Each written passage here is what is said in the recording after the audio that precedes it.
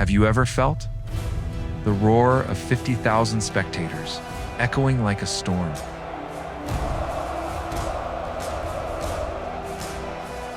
The clash of steel against steel, cold and piercing.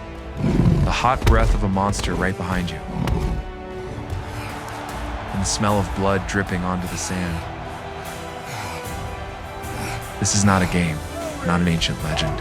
This is reality at the Colosseum, a monumental structure. A giant cage of stone and mortar.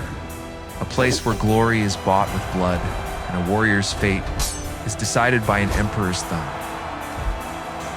Why did a civilized empire, pioneer of law and architecture, turn violence into an art form? And why are we thousands of years later still obsessed with these battles? Because this isn't just a story about the past. It's the primal fighting instinct still flowing in our veins. Extreme fear, unyielding courage, and the burning desire to survive and to win. Glory and death are two sides of the same coin. Prepare yourself, because you are about to step into the arena, Colosseum, where legends are forged in blood. The birth of the arena. When power met entertainment. Imagine a powerful empire like Rome, with its legionnaires conquering all four corners of the world, suddenly falling into a vortex of chaos in just 1 year. That was the year 69 AD, recorded by history as the year of the four emperors, a period full of bloodshed, conspiracy, and overthrow that shook all of Rome.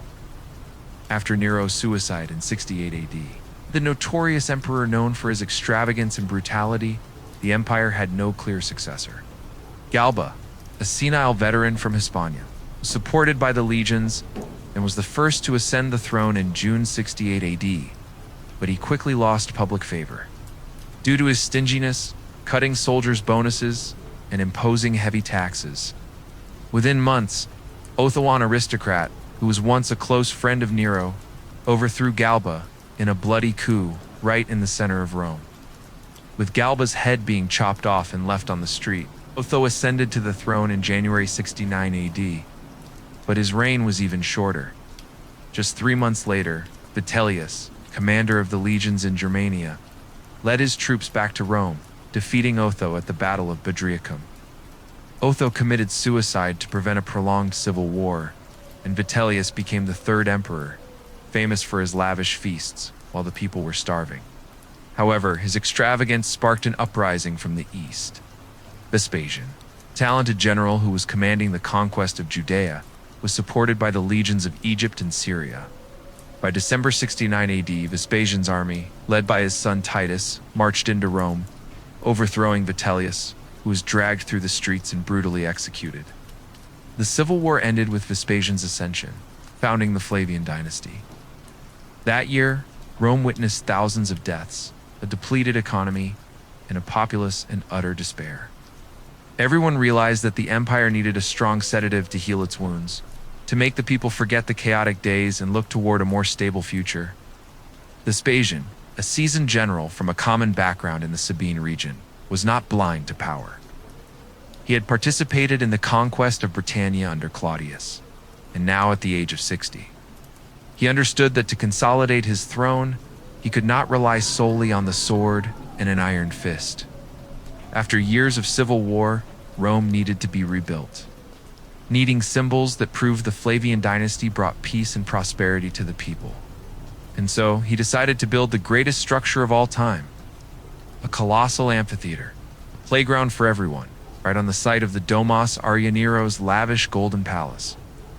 The emperor, who was cursed for allegedly burning Rome to build his private gardens and artificial lake, this was not only a practical decision reusing central city land, but also a subtle political payback. Imagine. Nero was hated by the people for seizing public land for his personal pleasure, and was even rumored to be the one who set the city on fire to satisfy his megalomania. Vespasian, by demolishing the lake and building a public arena, transformed the symbol of selfish extravagance into a gift for the people. It was like buying your enemy's house, tearing it down, and building a free amusement park for the entire neighborhood. The Romans of that time, who were addicted to drama and revenge stories, must have cheered at this subtle jab, seeing it as a sign of an emperor who was closer to the people than ever before. Furthermore, the construction costs were taken from the spoils of the Judean conquest in 70 AD, where Titus had destroyed the Temple of Jerusalem and brought thousands of Jewish prisoners back to Rome to serve as slave labor for the project. The construction began around 70 to 72 AD, under Vespasian's direct supervision.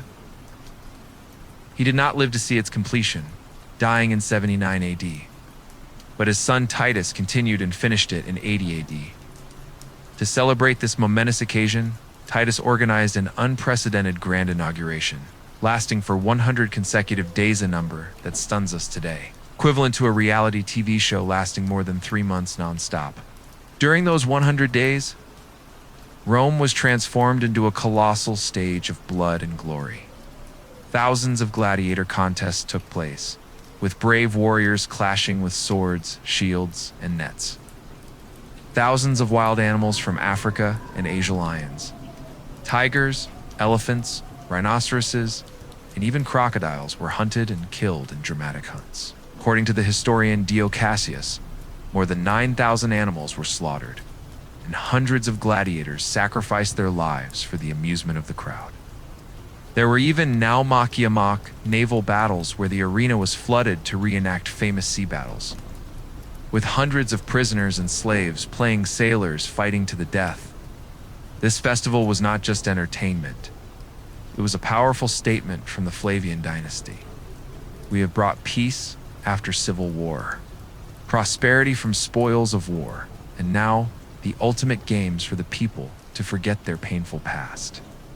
Titus, with his handsome looks and eloquent speeches, turned this event into the pinnacle of extravagance, even dropping gifts from above to the audience, such as food, money, and free tickets. The Colosseum, originally named Amphitheatrum Flavium in honor of the dynasty, is an architectural masterpiece that still inspires awe. The Roman engineers were true geniuses, combining advanced technology with a massive scale. The elliptical structure had a circumference of about 545 meters, a length of 188 meters, a width of 156 meters, and a height of up to 48 meters, equivalent to a 15-story building today. It was built primarily from travertine for the exterior, tuff, and brick for the interior structure, along with Roman concrete, a revolutionary invention that allowed for fast and durable construction. Thousands of war prisoners, mainly from Judea, labored under the Roman sun to transport materials from quarries dozens of miles away. The Colosseum's capacity ranged from 50,000 to 80,000 spectators. Depending on the seating arrangement, a colossal number compared to Rome's population of about 1 million at the time. Like a modern stadium, it had up to 80 numbered entrances, allowing the crowd to enter and exit in just a few minutes without crowding, preventing chaos. The seating was strictly divided by social class. The lowest tier was for the emperor, senators, and vestal virgins. The next area was for the wealthy nobles and knights, the middle tier for free commoners. And the highest tier, with standing room instead of seats, was for women, slaves, and the poor. This clearly reflected the Roman social structure, where status determined everything, just like when you go to a concert today. The VIP section near the stage is for A-list celebrities, while cheap tickets mean you have to crowd at the back. To provide shade from the sun and rain, a massive awning system was stretched by hundreds of sailors from the Misenum fleet, providing shade for the audience on hot summer days. But the most incredible thing that made the Colosseum a symbol of technical sophistication was the complex system of underground tunnels beneath the arena floor, known as the hypogeum. Imagine a dark, damp labyrinth deep underground, with 2 large basements extending under the entire elliptical arena floor. The hypogeum included more than 80 vertical and horizontal tunnels, 32 cages for wild beasts, cells for gladiators, and an advanced manual pulley elevator system. According to archaeologists, there were about 60 capstans 2 stories high, each turned by 4 men. to lift cages of animals or props onto the arena floor through 36 trapdoors. These elevators could suddenly bring a roaring Bengal tiger, a colossal African elephant, or even a pack of lions from the darkness into the blinding light of the arena, creating dramatic moments that made the audience scream in horror and excitement. The hypogeum also connected to external tunnels leading to the ludus magnus and animal pens on the Celian Hill, allowing for the transport of animals without interrupting the show. In a modern horror movie, you might jump when a demon suddenly appears. But imagine sitting in the stands, sipping on free bread, when a polar bear or a rhinoceros suddenly charges out from underground, lunging at a gladiator to a roaring crowd that was the perfect combination of technology and violence, turning the Colosseum into a living theater of death. All this grandeur, from the architecture to the games, revolved around a single purpose: politics. The Romans had a famous saying from the poet Juvenal in Satire X around 100 AD, panem et circenses, bread and circuses. This phrase criticized the people for trading their power and civic responsibilities for free food and public entertainment. In the context of Rome, with its dense urban population and high unemployment, emperors like Vespasian and Titus used the Colosseum as a sophisticated tool for social control. The free gladiator contests were not just a pastime, it normalized violence, making the people accept cruelty as part of the Roman peace, and distracting them from major issues like heavy taxes, corruption, or the decline of the Senate. By providing bread to fill their stomachs and circuses to stimulate their senses, the emperors bought loyalty, prevented rebellions, consolidated their image as the benevolent fathers of the nation. Juvenal lamented that the people once gave power to their leaders, but now only cared about food and games, leaving the empire to be run by the imperial will. So if you were a Roman citizen at the time, perhaps a craftsman tired after a long day of labor, or a woman sitting in the highest tier would, you have been bought by these free entertainments. Would you have stood in the stands cheering, while gladiators risked their lives on the blood-soaked sand? And in your modern life, do your own arenas, from social media full of drama to reality TV shows, make you forget about bigger issues, like social inequality or climate change? Let the vivid scenes of the Colosseum, where the roars of wild beasts, the clash of swords, and the thunderous cheers of the crowd echo, keep you glued to this tale of life and death. But the real spectacle is still ahead. We've only just stepped onto the Colosseum stands, ready to witness gladiators with their unique skills and tactics, fighting on the blood-red sand. Imagine yourself there, in the heart of the arena, watching the most brutal, savage, yet glorious battles unfold right before your eyes. Stories once told only by survivors now brought to life with chilling reality. In the next part, we'll dive into the world of the gladiators, men and women bound by fate to the edge of survival, where every sword strike is a statement and every wound tells a story. Were they slaves, criminals, or free warriors chasing fame? What drove them to fight under the harsh Roman sun? Don't miss out, because the secrets behind their steely gazes and life-or-death battles will leave you captivated. Hit the subscribe button now to join me in exploring this blood-soaked, emotion-charged chapter of history, where human fate is written in sweat, blood, and the roaring shouts of the crowd. Leave a comment. Do you think today's gladiators is like athletes or TV stars? Fight for fame, or just to survive in today's cutthroat society?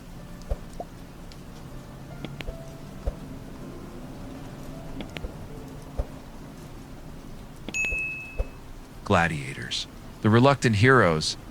Imagine waking up one morning and being told, "Congratulations, from now on you'll be a professional fighter." But the rules are a little different. You can become famous, you can become rich, or you can die in the first fight. That was the life of a Roman gladiator. These people, called gladiators, were not just simple warriors but symbols of tragedy, where human destiny was pushed to its limits between glory and death. They first appeared in the 3rd century BC in Etruscan funeral rites, but by the time of ancient Rome, especially during the Flavian dynasty, they became the center of public games, attracting tens of thousands of spectators at the Colosseum and other arenas throughout the empire. Their origins were extremely diverse, reflecting the expansion and cultural diversity of the Roman Empire. The majority were slaves, people who had no say in their own lives. They could be prisoners of war, captured from distant lands like Gaul, Thrace, Germania, or even from Africa and the Middle East after conquests. For example, after the Jewish War in 70 AD, thousands of Jewish prisoners were brought back to Rome and forced to become gladiators. For them, the arena was not a choice, but a prolonged death sentence, where they had to fight to survive. However, some were also criminals, those sentenced to death for crimes like theft, murder, or rebellion, but were pardoned by participating in the arena to atone for their sins, a faint chance to live if they proved their worth. A small number were even volunteers. Poor, bankrupt Roman citizens, or reckless young people willing to trade their freedom and lives for wealth and fame. They signed contracts with the Lanista, accepting the oath of Sacramentum Gladiatorum. I will endure being burned, chained, beaten, and killed by the sword. These people wanted a different life, a door to glory that they had no other way of entering. Even if their survival rate was only about 1 in 5 to 1 in 10, depending on the type of fight, once they embarked on this path, they were taken to special training schools called ludus, run by the Lanistae. Imagine these ludi as closed sports academies, where fighters were trained from physical fitness to skill, but with the tense atmosphere of a prisoner of war camp. The largest was the Ludus Magnus in Rome, located next to the Colosseum, with a capacity of up to 2,000 gladiators, with an elliptical training ground identical to the arena to get them accustomed to the real-life environment. The Lanistae were not just managers. They were also teachers, fathers, and extremely strict masters. They invested in the gladiators, cared for them, trained them, and of course also treated them as a commodity that could bring huge profits from ticket sales, gambling, and rewards from the emperor. Life in the ludus was harsh. Gladiators were locked in small cells, categorized by type to prevent rebellion, and only allowed out under armed supervision. They formed deep bonds of camaraderie, but were also highly competitive, as they sometimes had to fight their own friends. The life of a gladiator was not as romantic as it appears in movies. They had to follow an extremely rigorous diet and training regimen. Their main food was barley and beans, along with a large amount of protein to build muscle. Wait, barley? Sounds like they were vegetarian athletes, doesn't it? Recent scientific studies have shown that the gladiators' diet was rich in carbohydrates and minerals, which helped them develop a layer of subcutaneous fat to protect their blood vessels and nerves from fatal slashes. Interesting, isn't it? This means that to survive, they had to eat a lot of carbohydrates to put on a little weight. Indeed, a bread belly could save your life. According to bone analysis from the Gladiator Cemetery in Ephesus, they also drank a mixture of plant ash and water to supplement calcium, making their bones twice as strong as an average person's. Their training was no joke. Every day, they had to train with wooden weapons twice as heavy as real ones, fight imaginary opponents, and repeat their moves flawlessly. All of this was to prepare for the moment they would face death in the arena. The relationships between gladiators and the ludus were also very complex. They were both teammates and rivals. They ate, trained, and even died together. The camaraderie among people who shared the same fate was perhaps the only thing that helped them get through those difficult years. To make the fights more exciting, the Romans created many different types of gladiators, each with a unique style and weapon, like characters in a role-playing game. There were about 20 to 30 different types of gladiators over the ages, but they were mainly classified based on their ethnic origin, weapons, and tactics. Creating classic matchups where strength, speed, and strategy decided life and death. Let's take a look at a few notable characters with detailed descriptions of their equipment, fighting style, and historical origins. Murmillo. This was a very common and popular type of gladiator, often representing the image of a Gaulish or Roman legionary warrior. With a name derived from mormelos, meaning sea fish in Greek due to the helmet's fin. They wore heavy armor, including a large helmet with a face guard and a decorative fin. Leather or metal shoulder guards on the right arm, shin guards up to the knees, and a large rectangular shield like a Roman soldier's shield. Their main weapon was a short, straight sword used for close quarters thrusting and slashing. Myrmidons were powerful, slow warriors, but were incredibly difficult to defeat, focusing on strong defense and powerful counterattacks. They often fought against a Threx or Retiarius, where brute force clashed with agility. Retiarius. If the Myrmillo was a heavy tanker, the Retiarius was an agile assassin, inspired by a fisherman hunting big fish. They were almost naked to increase their speed, wearing only a shoulder guard to protect their neck and left shoulder, along with a net weighing about 3 to 4 kilograms. A long trident, 1 to 2 meters long for stabbing from a distance, and a short dagger for finishing off opponents. Without a shield or heavy helmet, the Retiarius relied on agile movement, dodging, and throwing the net to entangle their opponent before making a surprise attack. They often faced the Secutor, type of gladiator designed to counter them, and had to move quickly, using the net to entangle their opponent before finishing them off with the trident. The fights between the Retiarius and the Secutor were always high-stakes performances of the classic contrast between power and speed, with the crowd roaring at spectacular comebacks.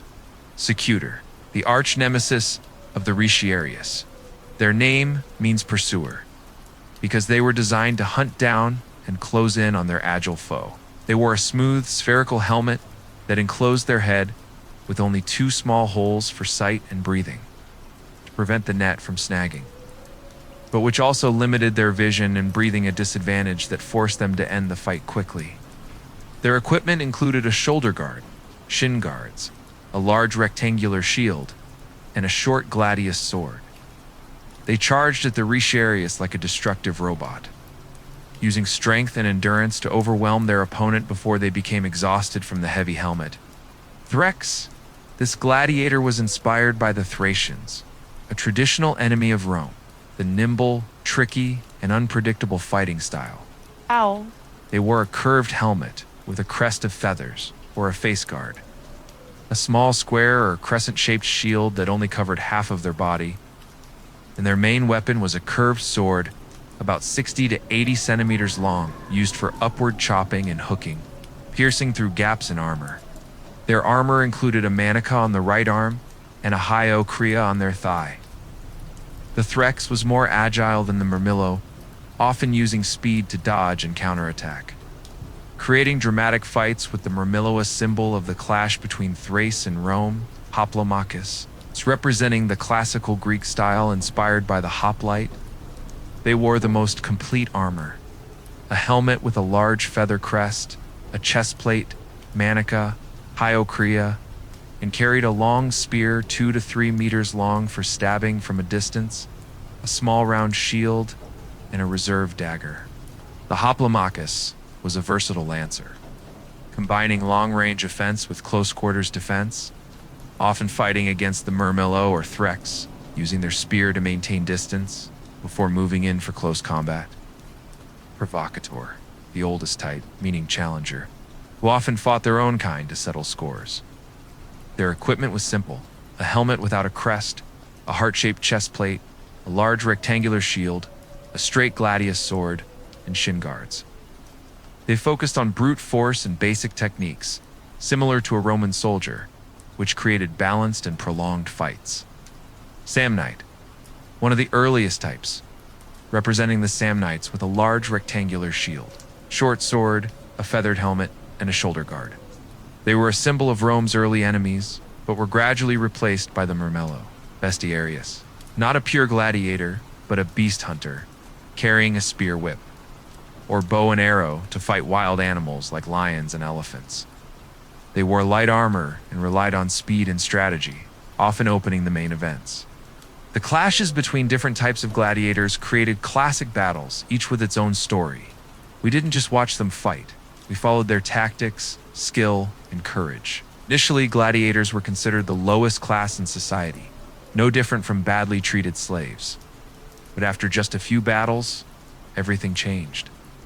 Gradually, they became stars, celebrities of the ancient Roman world. They had their own fan clubs, paintings, statues, and even souvenirs inspired by them.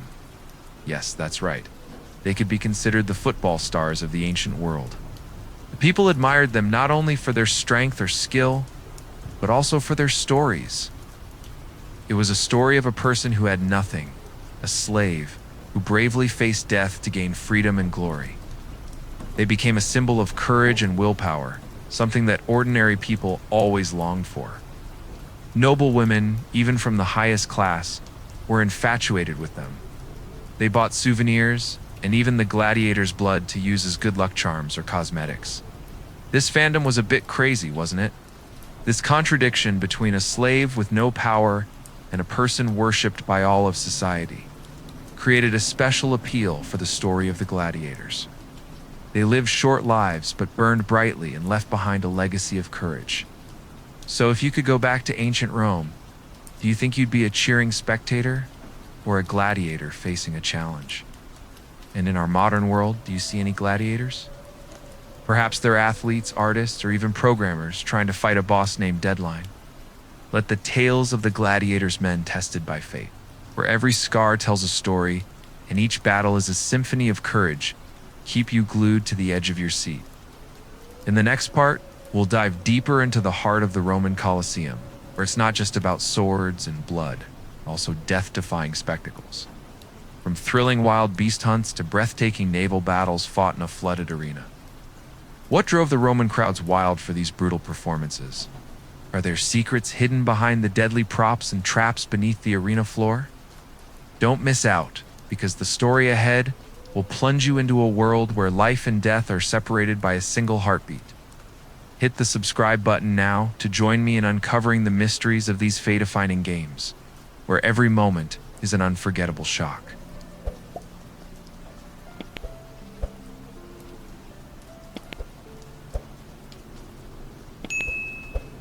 The games, a stage of life and death. Imagine sitting in the cold stone stands of the Colosseum on a summer afternoon in 80 AD under the scorching Roman sun. The roar of 50,000 spectators surged like a tsunami, mixing with the pungent smell of sweat, the hot dust, and the faint scent of dried blood from previous fights. Suddenly, a strange silence fell as the heavy wooden doors beneath the arena floor creaked open. Two gladiators stepped out, sunlight glinting on their weapons and armor. On one side was the Secutor, a muscular figure like a fighting machine, wearing a closed helmet with only two small holes for his eyes, holding a rectangular shield and a short sword. Facing him was the Retiarius, almost naked, with only a shoulder guard on his left shoulder, his right hand gripping a net, and his left hand a sharp trident. They bowed to Emperor Titus, who was sitting on his magnificent throne in the VIP section, surrounded by senators and Praetorian guards. Then they turned to each other, their eyes sharp through their armor, their bodies tense like a drawn bow. Trumpet blared, and the sandy floor shook beneath their feet. The battle began. This was not just a duel, it was a play of life and death, where every sword stroke, every movement could be a person's last moment. The Colosseum, with its sand and blood, became the greatest stage of life and death, where human nature was exposed through violence, glory, and courage. Gladiator contests were the heart of the games at the Colosseum, symbol of the clash between strength, strategy, and the will to survive. Contrary to the image of random slaughter in Hollywood movies, gladiator contests were organized like a sport with strict rules. Overseen by a main referee and assistants, gladiators not only fought to survive, but also to show off their skills, to please the crowd, and to hope for a pardon from the emperor or the audience. According to the historian Dio Cassius in his Roman history, a typical fight lasted from a few minutes to half an hour, depending on the skill and tactics of the fighters. The goal was not always to kill the opponent, but often to force them to surrender, be badly injured, or, in some cases, to die to satisfy the crowd's frenzy. One of the most iconic matchups was between the Retiarius and the Secutor, representing the contrast between speed, agility, and strength, endurance. The Retiarius, with his light equipment including a 3 to 4 kilograms net, a 1.5 to 2 meter long trident, and a backup dagger, had almost no armor except for the gallerus on his left shoulder.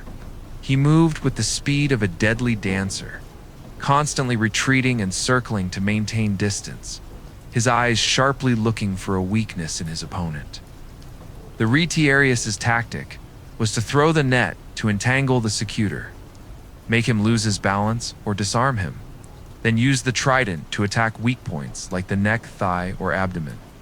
A successful net throw could make the entire audience jump to their feet, cheering with excitement like waves breaking on the shore. However, if the net missed, the retiarius became extremely vulnerable, forced to use his dagger for defense in an unfavorable close-quarters fight, where his opponent's strength and armor were dominant.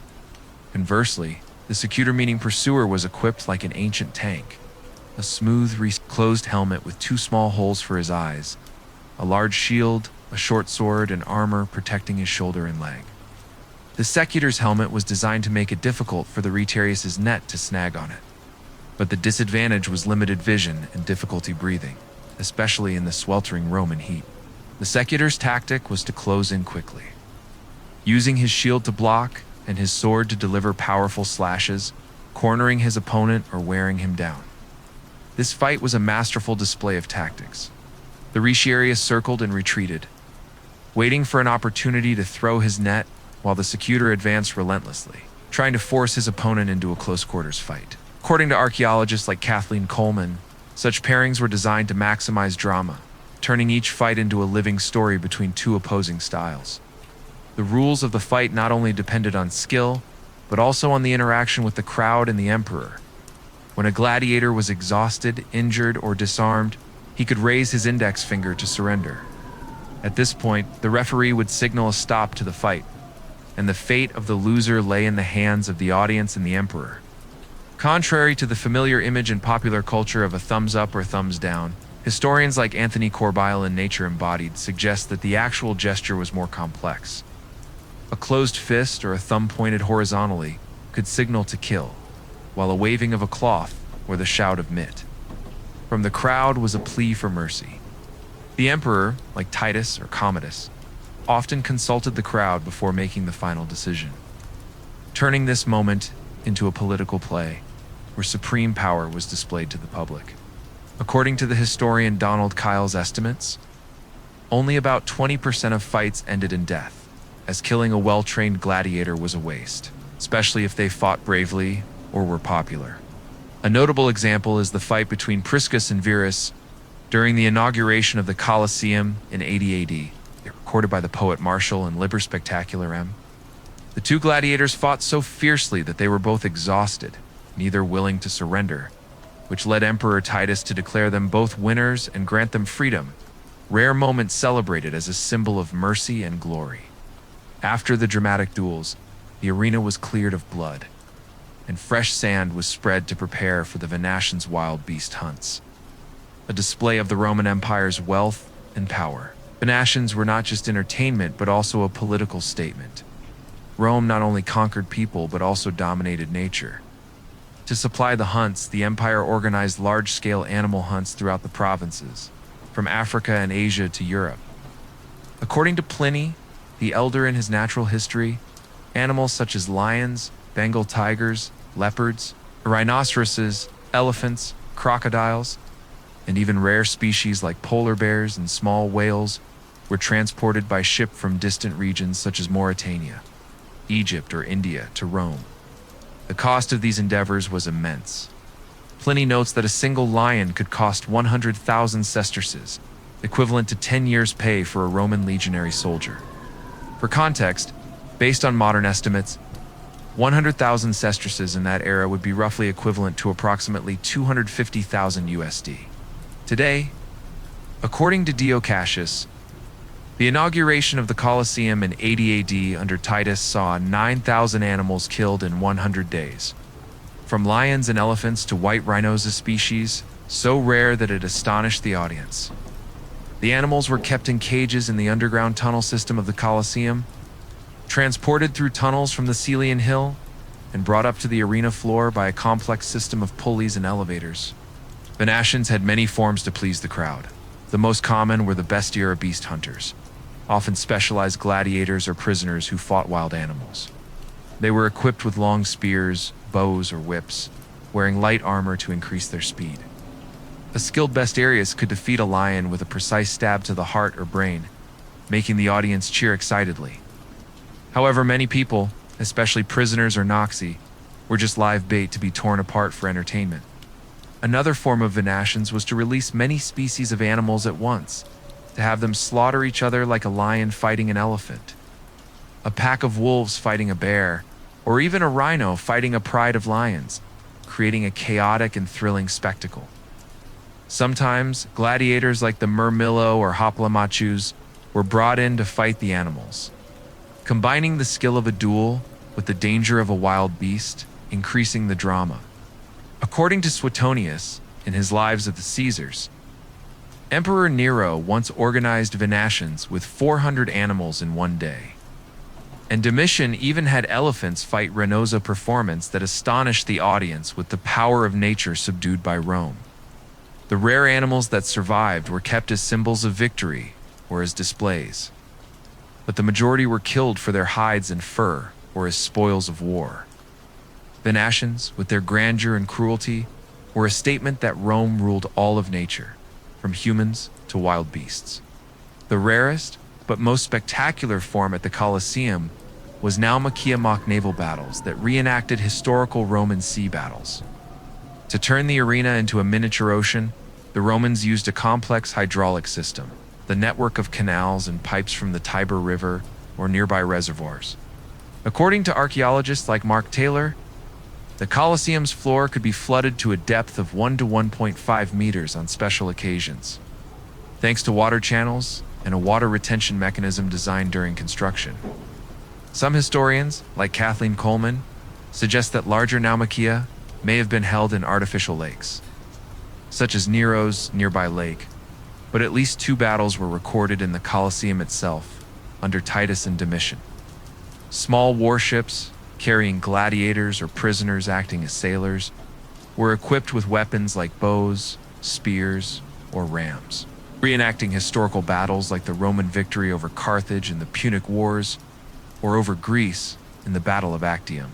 According to Dio Cassius, the Naumachia in 80 AD under Titus had hundreds of participants, with ships firing rockets, ramming each other, fighting to the death, while the audience stood in the stands cheering as if they were watching a modern blockbuster. The cost of organizing a Naumachia was enormous, from building the ships and pumping the water to rewarding the participants, which meant they only took place on special occasions like the inauguration of the Colosseum or to commemorate military victories. Naumachia were the pinnacle of Roman luxury and engineering, turning the Colosseum into a stage for both land and sea. Displaying the empire's unparalleled power, the darkest part of the games at the Colosseum was the public executions, where violence was turned into a tool for deterrence, propaganda, and entertainment.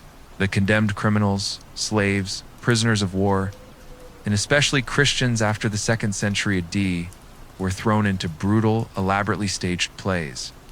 The most common form was damnatio, ad bestia's condemnation to the beasts, where the victim was tied to a post or released into the arena, facing hungry lions, leopards, bears, or a pack of hunting dogs.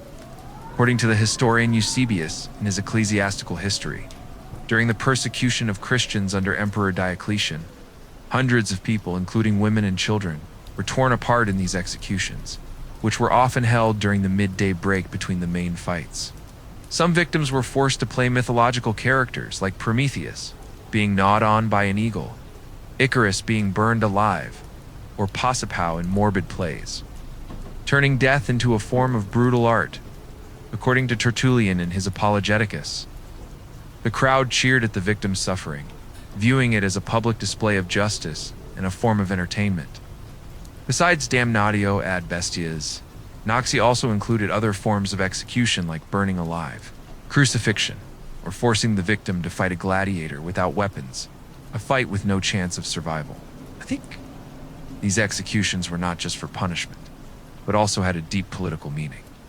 According to the historian Tacitus in his Annal, they were a tool to consolidate Pax Romana, sending the message that anyone who opposed Rome, from criminals and rebels to those who refused to worship the emperor, would pay with their lives.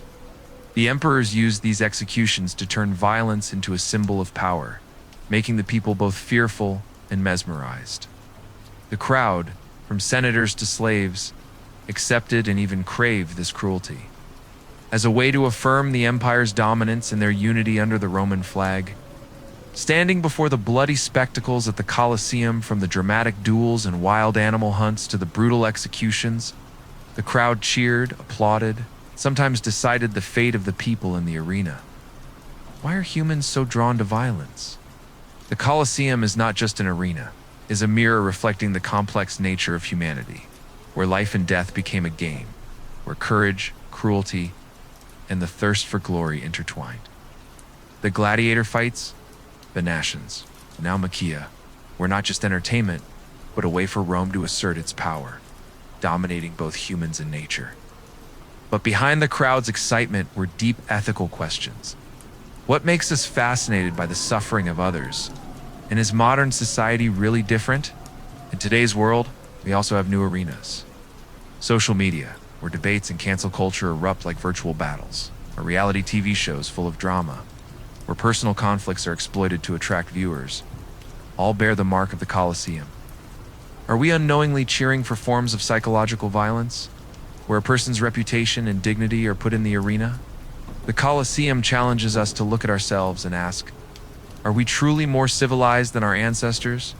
Or have we just changed the form of our cruelty? The next part will explore how emperors, from Vespasian to Commodus, turned the Colosseum into the ultimate political tool, using blood, sand, and extravagance to consolidate power, unite the people, and control society. Let's continue our journey to understand why the arena was not just a place of violence, but also the stage of Roman power. Leave a comment below. Do you think today's leaders still use public spectacles, like major sporting events, to consolidate their power?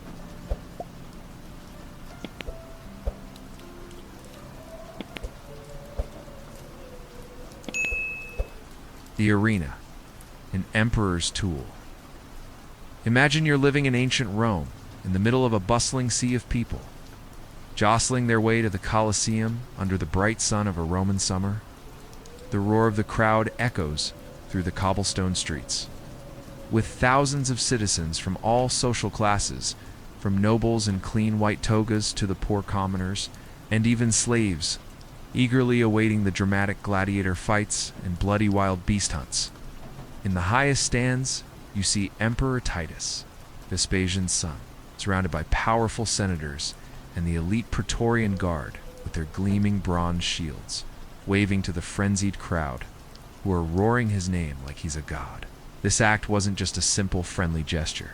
It was a carefully calculated display of power, staged to consolidate his position and control the psychology of the masses. Thousands of years later, modern politicians still use similar tactics, sponsoring major sporting events like the World Cup, appearing on reality TV to create a relatable image, or organizing massive concerts to win over voters. But in ancient Rome, the emperors of the Flavian dynasty like Vespasian, Titus, and Domitian elevated this art form to a new level, turning the Colosseum into the ultimate political tool. More than just a place of entertainment, this arena became a weapon to consolidate power, unite a diverse populace, and control society through a perfect combination of bloodshed, glorious victory, and lavish extravagance, making the people forget the empire's real instability. After the year of the four emperors, a period of unprecedented chaos in Roman history, when a continuous civil war tore the empire apart with four emperors, Galba, Otho, Vitellius, and finally Vespasian, Nietzsche, rising and being overthrown in just 1 year, Rome was in a state of total crisis. The people lost faith in the government. The economy was depleted by prolonged war and heavy taxes, while social conflicts erupted between classes, from the poor farmers in the suburbs to the wealthy merchants in the city center. Vespasian, a general from a common background in rural Italy, ascended to the throne with the mission of rebuilding the empire from the ashes. He knew that power didn't just come from military strength or violent suppression. To hold the throne long term, he needed to win the hearts and loyalty of the people, especially the large common class in Rome. And the Colosseum was the greatest gift he could give them. A colossal architectural structure built on the site of the artificial Lake of the Domos, Aurea Nero's lavish and extravagant golden palace.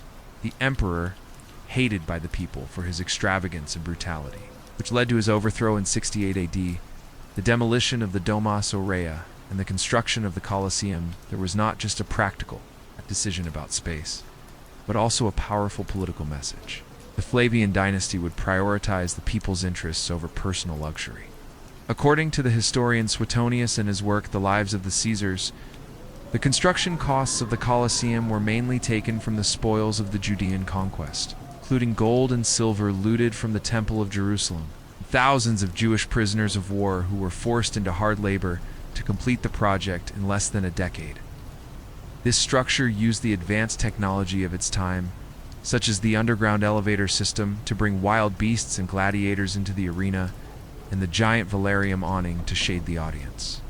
When it was inaugurated under Titus in 80 AD, the Colosseum was more than just an arena with a capacity of 5,000,8 TU people. It was a clear political statement. The Flavian dynasty brings peace, prosperity, and entertainment to all, from nobles to commoners. The construction of this arena also helped Vespasian redistribute land, turning the area that was once Nero's private property into a public space, thus solidifying his image as a populous leader. Sponsoring the games was how emperors showed their wealth, power, and concern for the people. Organizing a festival at the Colosseum required enormous costs, estimated at hundreds of thousands of sesterces just for transporting wild animals from distant regions like Africa, rewarding professional gladiators, and providing free food like bread and wine to keep the audience there all day. According to Pliny, the elder, in his Natural History, the price for a single African lion could reach 100,000 sesterces, equivalent to approximately 250,000 USD today, based on modern estimates of economic value and purchasing power. Rarer animals, such as rhinoceroses or elephants, commanded even higher prices due to their scarcity and the immense logistical challenges of transporting them across deserts and seas. The inauguration of the Colosseum in 80 AD under Emperor Titus stands as a prime example of such extravagance. According to the historian Dio Cassius, the event spanned 100 consecutive days and featured the slaughter of 9,000 animals, including lions, leopards, elephants, and Bengal tigers, alongside hundreds of gladiators competing in brutal spectacles. The total cost of this grand celebration is estimated to have run into the millions of sesterces, a sum that underscores the immense resources devoted to these displays of imperial power and public entertainment. When an emperor spent money on these games, sent a clear message. I am wealthy enough to bring the whole world from an African rhino to a Thracian gladiator or a Parthian prisoner before your eyes. And I am powerful enough to turn bloodshed into shared joy. This generosity not only bought the people's loyalty, but also reinforced the emperor's image as a living god, bestowing grace upon his subjects, just as the gods in Roman mythology rewarded humanity. The emperor's presence at the Colosseum was a carefully staged display of power, with every detail calculated to maximize psychological impact. They sat on the podium, the VIP section, right next to the arena, protected by elite Praetorian guards and decorated with imperial banners, golden statues, and symbols of the empire like the Roman eagle. Every one of their actions, from waving to the crowd and rewarding victorious gladiators with gold, to deciding life or death with a thumb gesture, was watched by the crowd as if Jupiter himself had descended among them. Some emperors went even further, directly participating in the arena to solidify their image as heroes and be closer to the people. Emperor Commodus, famous for his megalomania and passion for violence, frequently went down to the arena to fight as a gladiator or a beast hunter, calling himself the reborn Hercules to link himself with the mythological hero. According to the historian Herodian, Commodus fought a total of 735 matches, killing hundreds of animals like lions, elephants, tigers, and even giraffe, animals so rare that it astonished the audience and made them cheer endlessly. However, his fights were carefully staged to ensure his safety. His opponents were weaker gladiators who were tied up, or animals that were weakened with drugs. Even so, the image of an emperor putting himself on the same level as a gladiator, the infames class, which was despised by society due to their slave or prisoner background, drove the people wild, who saw him as a symbol of courage and populism. This act also caused great controversy. The senators and the elite believed that Commodus was tainting the imperial office and undermining the authority of the empire, which contributed to his assassination in 192 AD by his own guards. Regardless, the emperor's participation turned the Colosseum into a true political stage, where power was displayed directly to the people, creating a strong emotional connection. The Colosseum was more than just pure entertainment. It was a living monument, constantly reenacting and glorifying the military might of Rome, turning distant victories into a tangible experience. The games were often held to commemorate military victories, religious holidays like Saturnalia, or to honor generals returning from the borders. According to the historian Tacitus in his Annal, the Munera originally came from Etruscan funeral rites to honor the dead. But during the Empire, they quickly became a tool of propaganda for the Empire's victories, helping the emperor solidify Rome's image as an invincible superpower.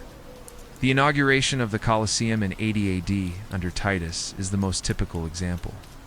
After the victory in Judea, where Titus and his father Vespasian had destroyed Jerusalem and looted the temple, Titus organized a 100-day festival with thousands of gladiators and 9,000 animals killed, according to Dio Cassius. The fights vividly reenacted the victory.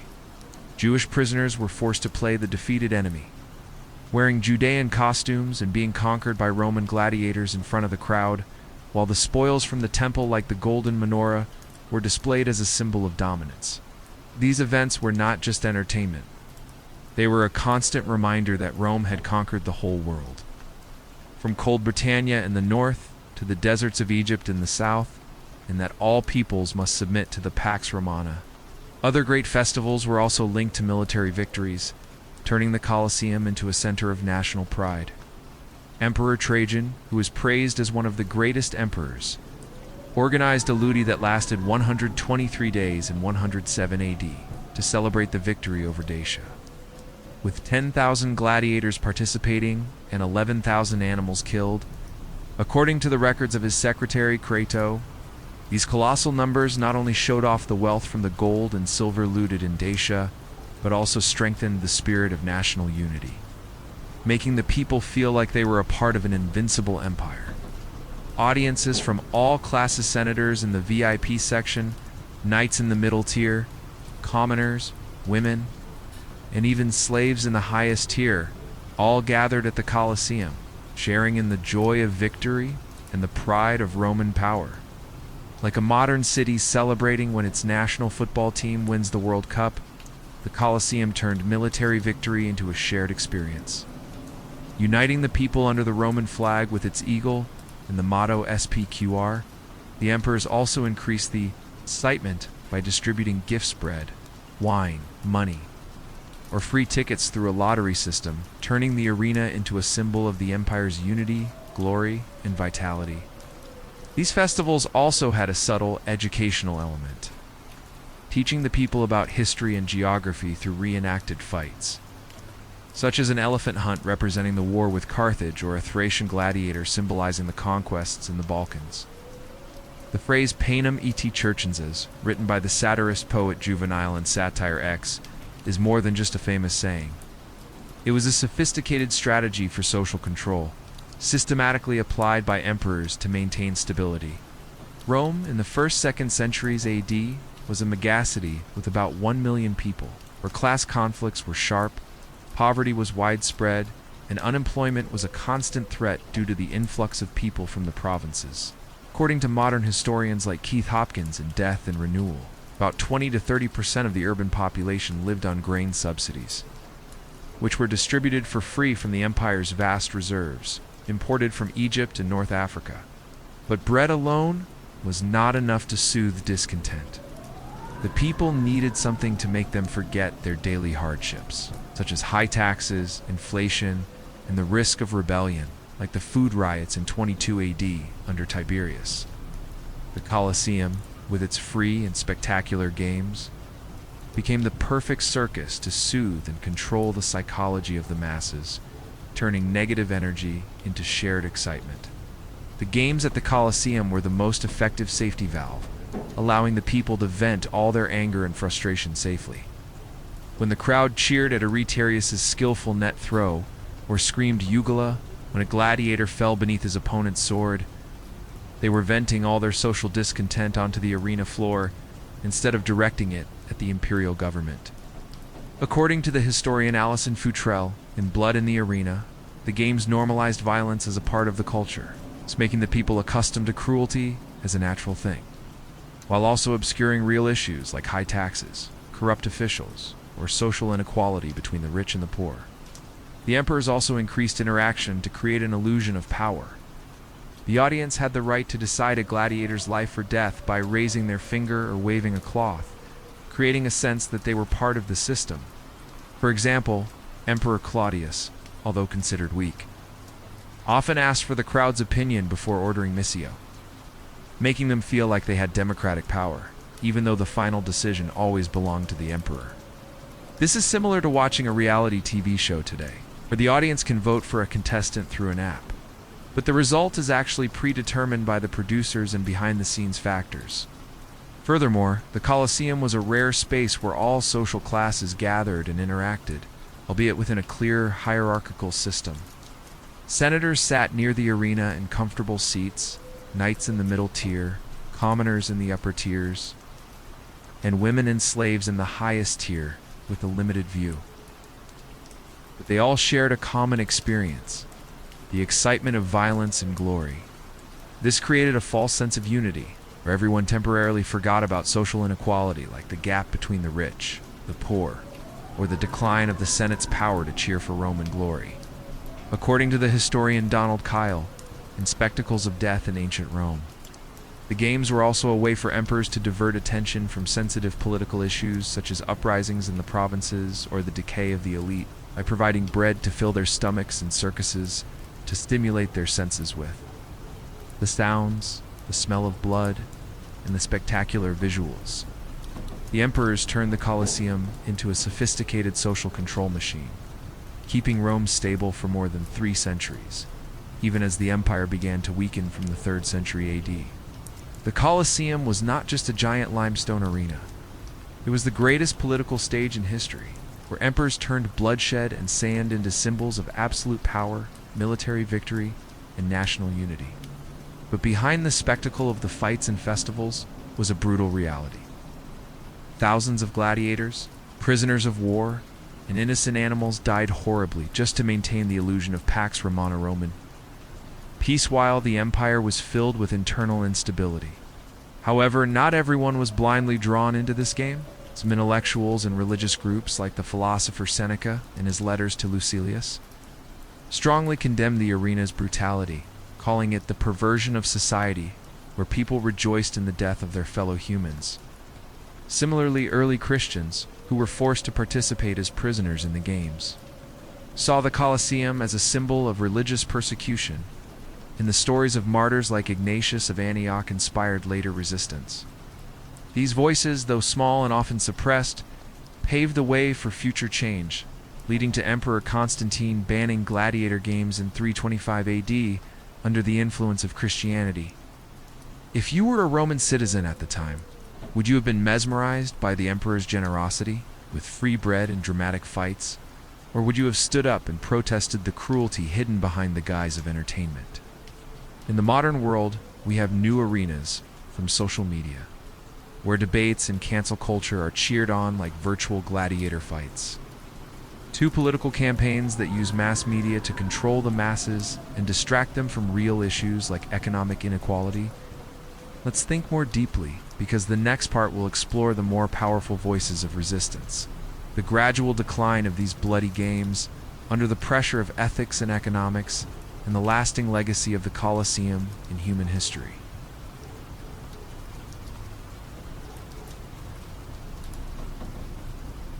Social and religious reactions. The battle of ethics. Imagine you're sitting in a modern movie theater. The big screen showing violent action scenes, guns firing, cars exploding, and breathtaking fight sequences.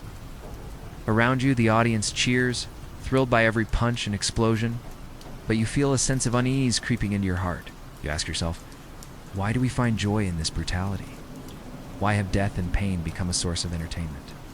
This feeling, to a much more intense degree, is what some intellectuals and religious followers in ancient Rome experienced when they witnessed the bloody games at the Colosseum. While the general populace was fascinated by the gladiator fights and wild animal hunts, a small but increasingly influential group spoke out against it, questioning the morality of turning brutality into shared pleasure. This silent battle between two currents of thought, one that glorified violence as a symbol of Roman power and glory, and one that called for compassion and humanistic values, created the first cracks in the arena's foundation, paving the way for its decline in later centuries.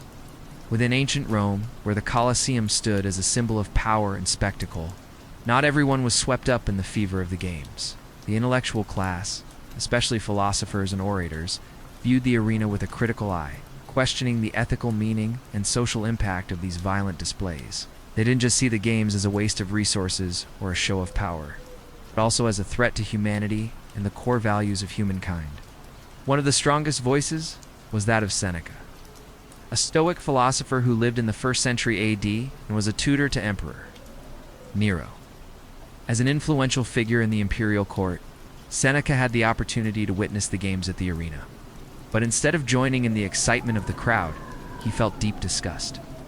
In a letter to his friend Lucilius, Seneca wrote, "I returned home more brutal, more cruel, more inhumane, a massacre in the morning, a massacre in the afternoon. People are killed just for entertainment." For Seneca, the games were not just senseless cruelty, but also a corruption of the human spirit, turning the audience into people who were insensitive to the suffering of others. As a Stoic, he believed that the goal of life was to achieve tranquility, to control one's emotions with reason, and to live by high moral principles. The contests at the Colosseum, with their glorification of violence and death, were completely contrary to this ideal. He argued that watching people being killed for entertainment not only harmed the victims in the arena, but also harmed the audience itself, as they gradually lost their empathy and became accustomed to cruelty. Cicero, the great orator and politician who lived in the 1st century BC, also expressed his skepticism about the value of the gladiator games, though he was a bit more moderate than Seneca. In his works like De Officis, Cicero acknowledged that the games could create a sense of social connection, as different social classes came together to share in the excitement. However, he questioned whether turning pain and death into entertainment was truly appropriate for a civilized society. Cicero argued that these games risked making people insensitive, eroding compassional quality he considered the foundation of an ethical community. Despite not completely opposing them like Seneca, Cicero's skepticism reflected a growing unease among the elite about being drawn into an uncontrolled culture of violence.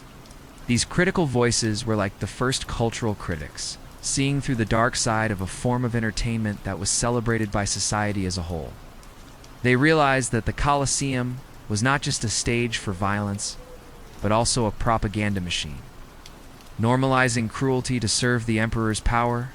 However, in the context of ancient Rome, where the games were seen as a symbol of glory and unity, the voices of Seneca, Cicero, and others like them were just a drop in the ocean. The general populace, from nobles to the poor, was still infatuated with the circuses at the Colosseum, and the philosophers' warnings were often ignored or considered eccentric. Still, these ideas sowed the seeds for a prolonged ethical debate, laying the groundwork for greater changes in the future. If the intellectuals only protested with words and pens, then Christianity, a new religion emerging in the Roman Empire, presented a more radical opposition, not just in thought, but also through actions and sacrifice. Christianity not only challenged the legitimacy of the games at the Colosseum, but also introduced a new system of values that shook the foundations of Roman culture, which was based on violence and power. In the first centuries of the empire, the Colosseum was not just a place for gladiator fights or animal hunts, but also a stage for public executions. Often staged as part of the entertainment program, Christians who were seen as a threat to social order because they refused to worship the Roman gods and revere the emperor as a deity, often became victims of these brutal displays. They were condemned as atheists in the Roman sense of the word, meaning they did not recognize the traditional gods and were thrown into the arena to face death in the jaws of lions and leopards, or to be burned or stabbed to death in front of tens of thousands of spectators. Imagine being a Christian believer, dragged into the hot sand of the Colosseum, facing a hungry lion or a trained gladiator. Just because you refused to renounce your belief in a single god, your death was not just a punishment, but a public spectacle, designed to consolidate the emperor's power and to warn anyone who dared to challenge the Roman order. However, what was remarkable was the way Christians faced death. Instead of begging for mercy or resisting in despair, many of them accepted their fate with incredible calmness, even singing hymns or praying in their final moments. According to historical records, such as the Acts of the Martyrs, figures like Ignatius of Antioch and Polycarp faced death with unyielding courage and faith, turning their sacrifice into a symbol of defiance. This calmness not only shocked, but also made a strong impression on a portion of the Roman audience. Some people began to wonder, what makes these people so willing to die for their beliefs? Why are they not afraid of a brutal death? The sacrifice of the Christian martyrs, although initially a small part of the games, became a form of silent resistance, directly challenging the violent culture of the arena. Christianity brought a completely new value system, one that was opposed to what the Colosseum represented. While Roman culture glorified strength, personal glory, and dominance through violence, Christianity emphasized love, forgiveness, and the sanctity of every human life, regardless of whether they were noble, commoner, or slave. The idea that a slave or a woman also had a divine soul, equal before God, was a revolutionary concept in a rigidly hierarchical society like Rome, where slaves were considered property and women were often marginalized. According to historians like Peter Brown in The Rise of Western Christendom, the spread of Christianity among the lower classes of society's slaves, women, and the poor created an increasingly large community that challenged the old social order. These humanistic values not only undermined the legitimacy of the games at the Colosseum, but also questioned the nature of Roman power, which relied on oppression and violence to maintain its dominance. From the critical voices of the intellectuals and the rise of Christianity, Roman society began to be clearly divided, creating a silent war over ethics and values. On one side was the majority of the populace, who were still infatuated with the games at the Colosseum as an inseparable part of their cultural life. For them, the arena was not just a place of entertainment, but also a symbol of the empire's power and unity. Gladiators were celebrated as heroes despite their low social status, and the contests were seen as a communal ritual, where all social classes from senators to commoners shared in the joy and pride of Roman glory. Violence had become so ingrained in the culture that it was considered normal. Just like how a modern audience cheers for violent action scenes in a blockbuster movie or for a boxing match. On the other side was a growing minority, including philosophers like Seneca and Cicero, and especially the rapidly expanding Christian community. They represented a new school of thought, seeing moral decay in the act of turning death into a pastime. For the philosophers, the Colosseum was a symbol of corruption, where people lost their empathy and reason.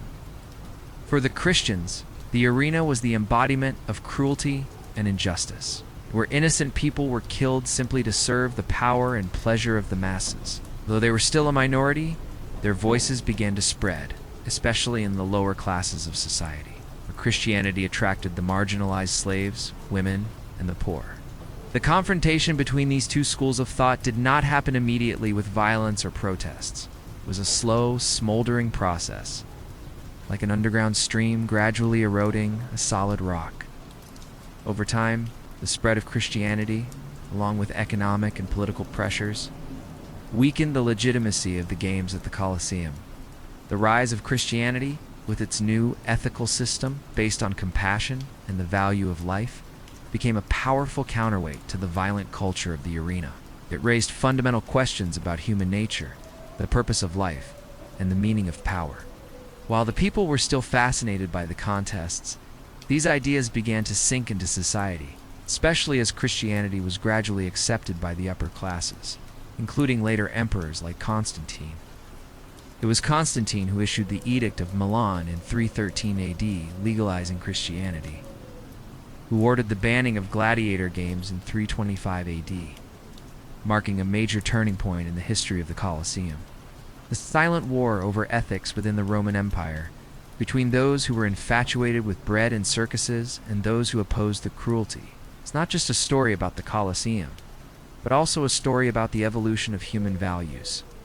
The voices of Seneca, Cicero, and the Christian believers, though initially weak, laid the foundation for a profound change in how society viewed violence and entertainment. They remind us that even in the darkest of times, there were still people who dared to question and fight for what was right. If you were a Roman citizen at the time, whose side would you be on?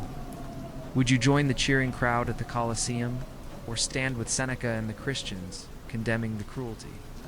In the modern world, we also face new arenas, from reality TV shows that glorify conflict to social media that amplifies hatred and polarization.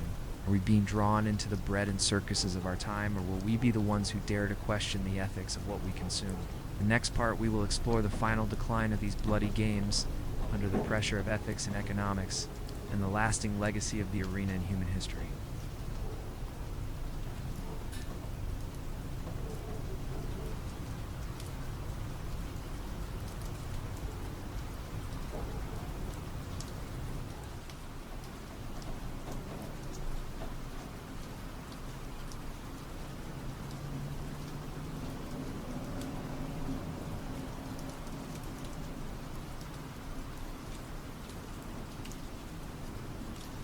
The decline of the arena, when the stage had no audience. Imagine a blockbuster movie that once dominated the box office, attracted millions of viewers worldwide, earned a huge fortune, and was considered a cultural icon of its time, but then all of a sudden a sequel is never made. Not because the quality declined, but because the production costs were too expensive. The audience was no longer interested, and society had shifted to a new value system that made the movie obsolete. That is the story of the Colosseum and the bloody games in ancient Rome.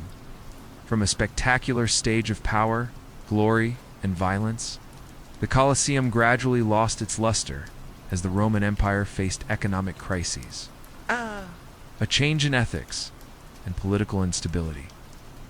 The decline of the arena was not just the collapse of an architectural structure, but also the end of a culture that once glorified bloodshed as a symbol of power.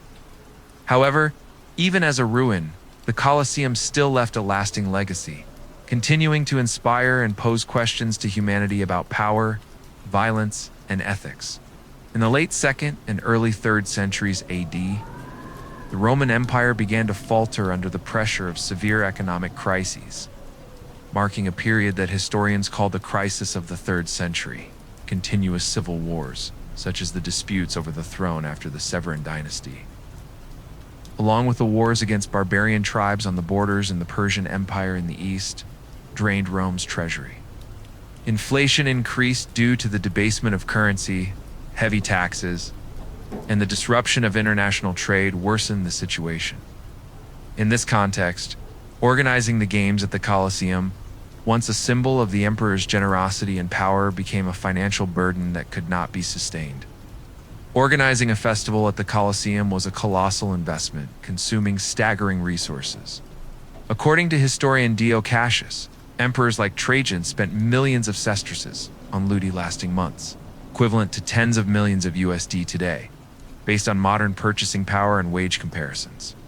Per Pliny the Elder, a single lion cost up to 100,000 sesterces, or about 200,000 United States dollars to USD 500,000 today, not including the expense of transporting exotic beasts like elephants, rhinos, or crocodiles from the Nile in Africa.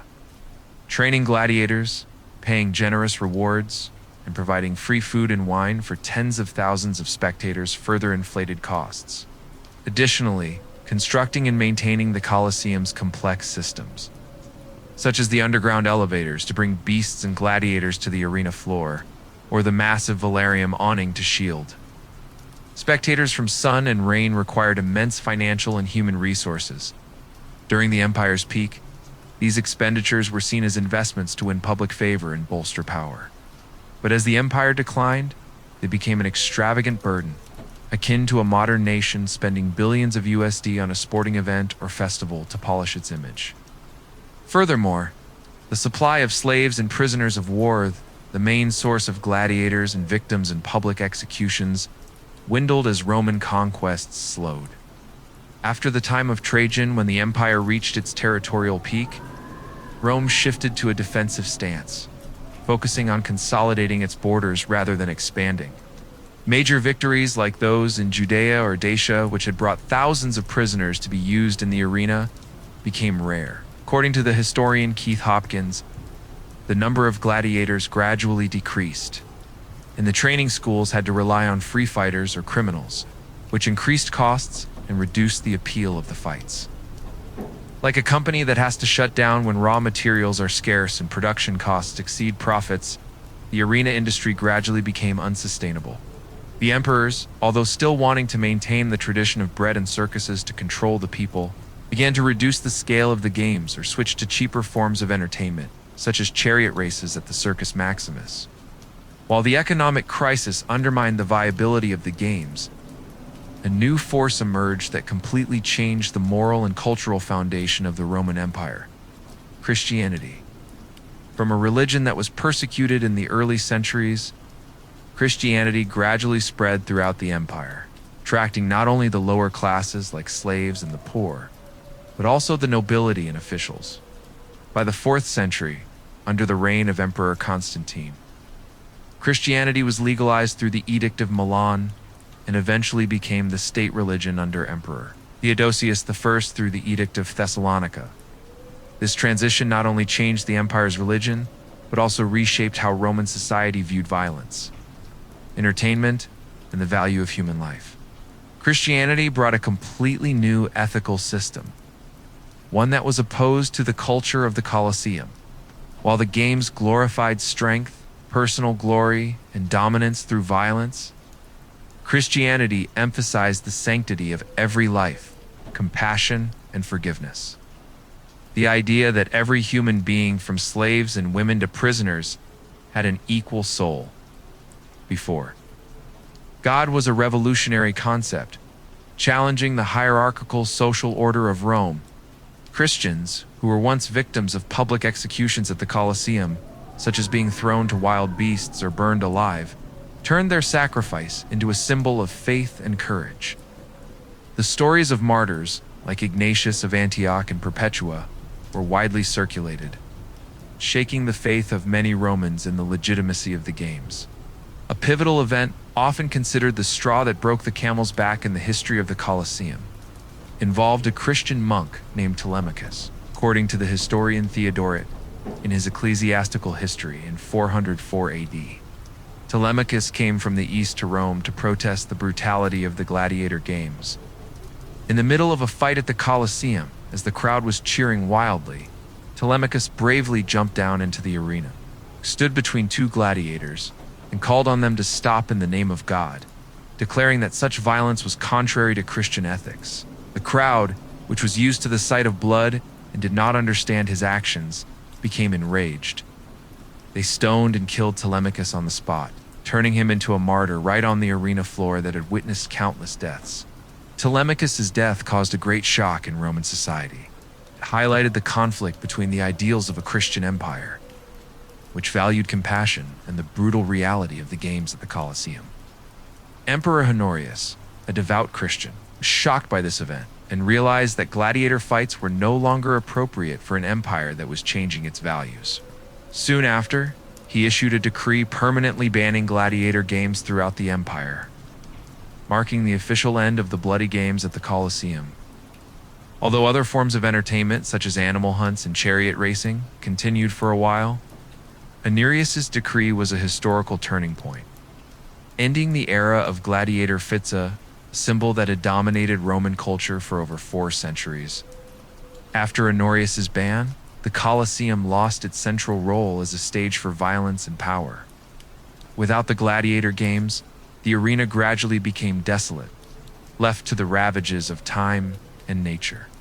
Major earthquakes, such as the ones in 443 AD and 508 AD, caused serious damage to the Colosseum structure, collapsing parts of the walls and stands.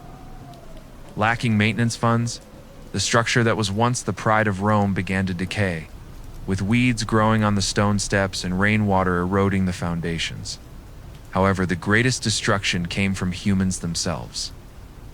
During the Middle Ages, when Rome declined from a megacity to a small town with a population of only a few tens of thousands, the Colosseum was turned into a giant quarry. The people and nobles took limestone, bricks, and iron from the arena to build new structures, such as churches, palaces, and bridges. Some historical documents record that stone from the Colosseum was used to build St. Peter's Basilica and other structures in Rome. This action was like a modern city collectively dismantling an iconic stadium to get building materials for houses, reflecting the decline of the Colosseum's role in the minds of the people. By the 12th century, the Colosseum was even used as a fortress by noble families and as a shelter for livestock. Even so, even in its ruined state, the Colosseum still retained its grandeur. With its massive stone walls worn down by time but still standing, the arena became a symbol of endurance, a reminder of a golden age of Rome. By the 18th century, the rise of the Romantic movement and archaeology, the Colosseum was recognized as a cultural heritage site, attracting tourists and archaeologists from all over Europe. Popes like Benedict XIV began to protect the arena, declaring it a holy place because of the blood of Christian martyrs. The collapse of the Colosseum was not just the decline of an architectural structure, but also the end of a culture that once glorified violence as a symbol of power and unity. Economic factors, with unsustainable costs, and the ethical shift brought about by Christianity, together ended the era of the bloody games. However, the story of the Colosseum does not stop there. As one of the most iconic structures in human history, the Colosseum still stands as a reminder of the complexity of human history, where power, violence, and ethics intertwine. Today, when standing amidst the ruins of the Colosseum, visitors from all over the world not only admire an architectural masterpiece, but also confront deep questions. How could a society glorify such brutality, and what made it change? In the modern world, we also have our own arenas, from reality TV shows full of conflict to social media that amplifies hatred and verbal violence. Are we repeating the mistakes of Rome, or can we learn from the past to build a more humane society?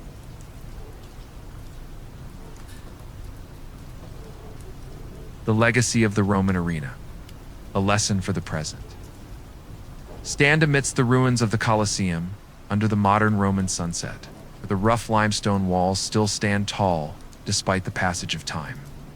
Millions of tourists from all over the world flock here every year, not just to take souvenir photos, but also to touch a living piece of history, where the roar of the crowd, the growl of a lion, and the clash of metal in life-or-death battles once echoed. The Colosseum is not just an architectural structure. It is an eternal symbol of humanity's greatness and cruelty. A reminder of how an empire used violence to dominate and unite, but also a story about the change in human values. The legacy of the Colosseum lies not only in its stones or its stories of gladiators, but also in how it challenges us to look at ourselves, to question the new arenas in the modern world and our role in them. Today, the Colosseum stands resiliently in the heart of Rome. It's recognized as one of the new 7 wonders of the world and a UNESCO World Heritage Site, with millions of visitors every year. It is not just a tourist destination, but a living testament to history. For historians and archaeologists, the Colosseum is like a book made of stone. Every brick, every tunnel, every crack tells a story about ancient Roman engineering, society, and culture. The complex underground elevator system, with its mechanisms for lifting wild beasts and gladiators, shows the incredible level of Roman technical skill. The tiered seating from senators in the front rows to slaves in the highest tier reflects the strict social stratification. The inscriptions on the stone, such as the names of victorious gladiators or the emperors who sponsored them, are evidence of the carefully staged generosity and power. According to archaeologists like Lynn Lancaster, the Colosseum is not just an architectural structure, but also a treasure trove of information about how the Roman Empire functioned, its construction, using spoils from Judea and the labor of thousands of slaves, shows Rome's reliance on conquest to maintain its prosperity. The remnants of the drainage system and the giant Valerium awning reveal the Romans' focus on the audience's experience, turning the Colosseum into an optimal political stage. However, the walls damaged by earthquakes and humans when stones were taken to build. Churches and palaces also tell the story of the decline of a once invincible empire. The Colosseum is a testament to humanity's great ability to create wonders, but it is also a warning about the cruelty they can inflict when power and entertainment are intertwined. Although gladiator fights ended more than 1600 years ago, the image of the gladiator with his courage, resilience, and fighting spirit for freedom lives on in popular culture.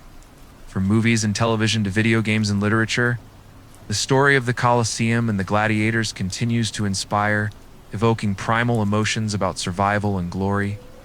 In cinema, the movie Gladiator, directed by Ridley Scott, was a significant milestone, bringing the image of the Colosseum and the gladiators back into the minds of a global audience. With Russell Crowe as Maximus, a betrayed Roman general who becomes a slave and fights for revenge, the film not only reenacts the brutality of the arena, but also portrays the desire for freedom and justice.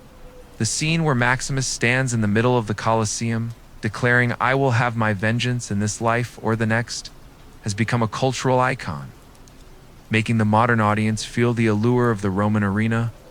Similarly, Stanley Kubrick's Spartacus and the television series tell the story of the slave rebellion led by Spartacus, emphasizing the spirit of resistance and the desire for freedom, turning the gladiator from a victim into a national hero.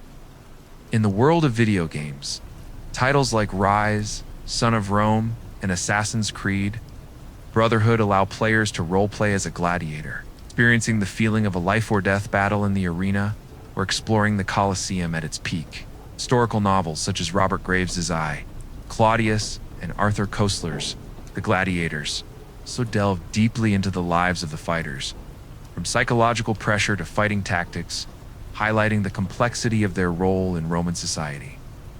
These stories are not just entertaining, but also help the modern audience better understand the historical context, where the gladiator was both a victim of the system and a symbol of courage. Why is the image of the gladiator still so appealing? Perhaps because it touches a deep part of the human soul.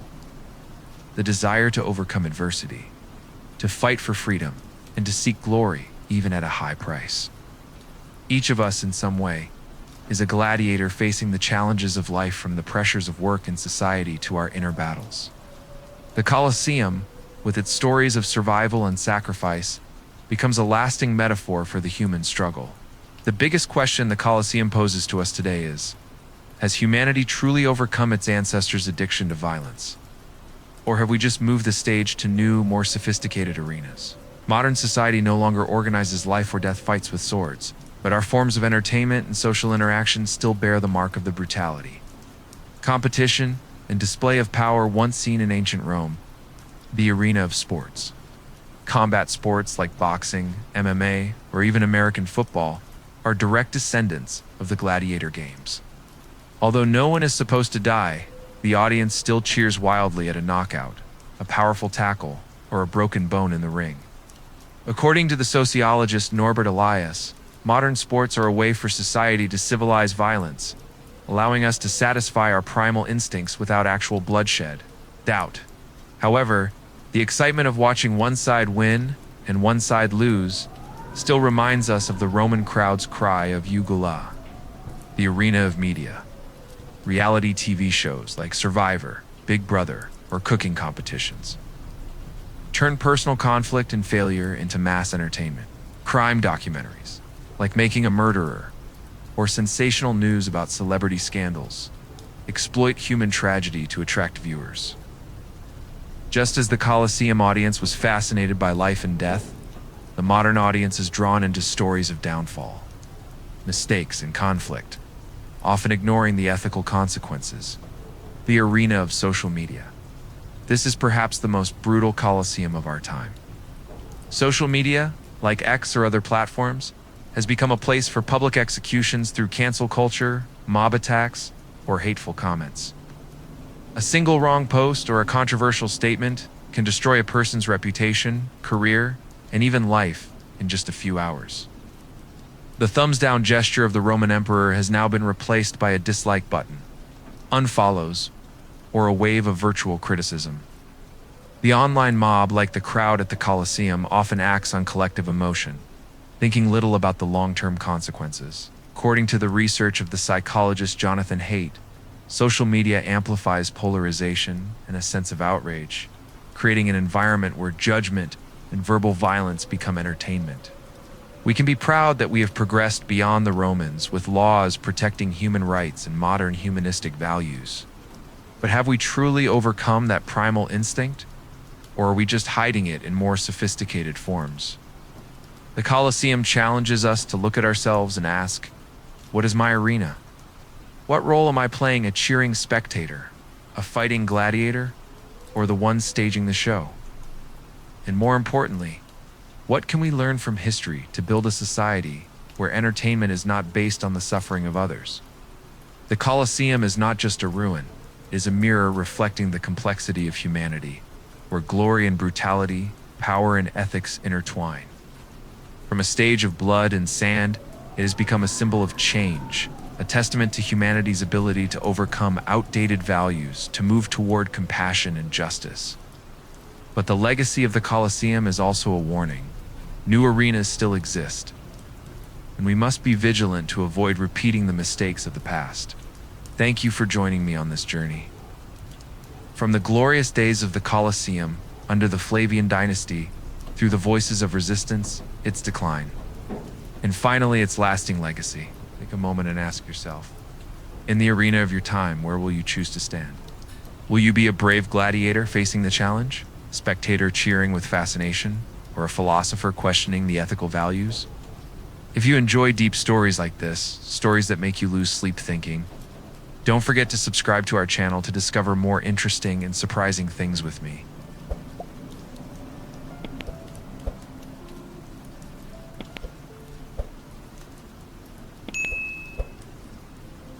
You've crossed the story. You felt every pulse in the dark, and I was there with you, quietly, always. That's why I left behind one last thing. Not to explain, not to impress, just to stay with you a little longer. A song I chose with care, as if tucking you in from across time and space. So go on, lay back, the music knows where to take you.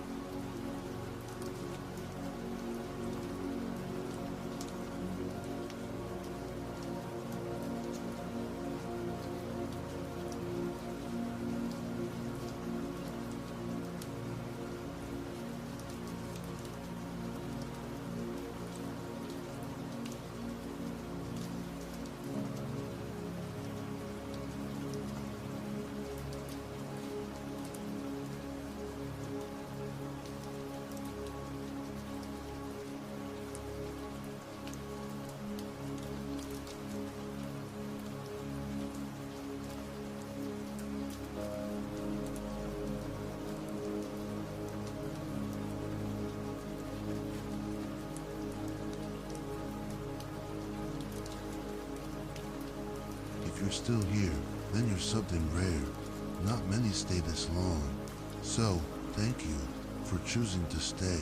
I'm here too, still awake, surrounded by the quiet glow of my editing screen, shaping the next stories just for you. If there's anything you want to leave behind, a whisper, a suggestion, even just a symbol, drop it in the comments. Because maybe, tomorrow night, you'll hear yourself echoed in a story that's never been told before.